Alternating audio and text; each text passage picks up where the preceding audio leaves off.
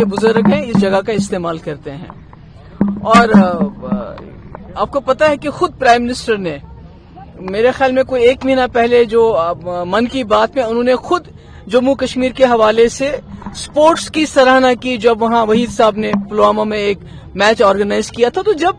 ہم سمجھتے ہیں کہ ہمارے نوجوانوں کے لیے اس گراؤنڈ کی اہمیت ہے, یہاں شادیاں ہوتی ہیں, یہاں جنازے اٹھتے ہیں, ان لوگوں کے پاس کوئی جگہ نہیں ہے. میری گزارش ہے جو آرمی ہے, یہاں کے کور کمانڈر صاحب ہیں, ان سے یہ گزارش ہے کہ اس گراؤنڈ کو یہاں کے نوجوانوں کے لیے, یہاں کے لوگوں کے لیے رہنے دیا جانا چاہیے, کیونکہ لوگوں کو خدشہ ہے. جس طرح یہاں فینسنگ یہاں سے اٹھا کے وہاں بنی ہے, یہاں لوگوں کو خدشہ ہے کہیں آرمی اس میں کچھ اور کام شروع نہ کر دے. تو میری گزارش ہے جو کور کمانڈر صاحب ہیں, میں گزارش کروں گی ڈویژنل کمشنر صاحب سے بھی کہ وہ ان سے پہلے بھی میرے خیال میں ایک بات چیت ہوئی ہے کہ اس گراؤنڈ کو یہاں کے لوگوں کے لیے مختص کیا جائے, انہی کے لیے رکھا جائے, تاکہ یہاں کے نوجوان جو خدا نہ خواستہ اس کو ڈرگ ایڈکشن بہت زیادہ ہو رہی ہے, نوجوان بے روزگار ہے, اس کے پاس کچھ کرنے کو نہیں ہے, اور کھیل ایک بہت ضروری حصہ ہے ہماری زندگی کا. اور یہاں شادیاں ہوتی ہیں, یہاں اتنا بڑا ایریا ہے جس میں 1,00,000 2 لاکھ لوگ رہتے ہیں. تو اس گراؤنڈ کو گراؤنڈ ہی رہنے دیا جانا چاہیے, اس پہ قبضہ نہیں ہونا چاہیے دوبارہ سے. میڈم, چونکہ آپ خود چیف منسٹر رہی ہے, ہمیں رولز کے بارے میں زیادہ پتہ نہیں ہے, کیا اس میں اگر اس طرح کے اسٹیپس لیے جاتے ہیں, چاہے آرمی ہو یا پولیس ہو, اس میں گورنمنٹ کا کنسنٹ لیا جاتا ہے یا گورنمنٹ کی طرف سے کچھ پرٹیکولر پرمیشن دیا جاتا ہے؟ دیکھیے, گورنمنٹ کا تو بالکل اس میں رول بنتا ہے, کیونکہ گورنمنٹ یہاں ایک چنی ہوئی سرکار ہے. یہ کام تو میرا نہیں تھا, یہ کام یہاں کی چنی ہوئی سرکار کا تھا, جن کو بات کرنی چاہیے تھی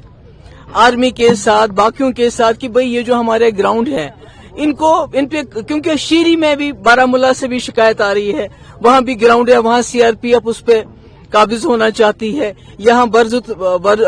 برزولہ باغات میں MET گراؤنڈ ہے, وہاں کوئی شہیدوں کے لیے جو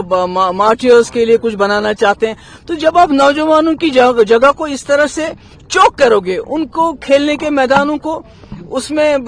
کسی اور چیز میں تبدیل کرو گے, تو یہ لوگ جائیں گے کہاں؟ میڈم, غلط نتیجے نکل سکتے ہیں اگر ینگسٹرز کی جو ایک دیکھیں نا, آلریڈی ڈرگ ایڈکشن ہمارے یہاں بہت زیادہ ہو گئی ہے, بے روزگاری بہت زیادہ ہے,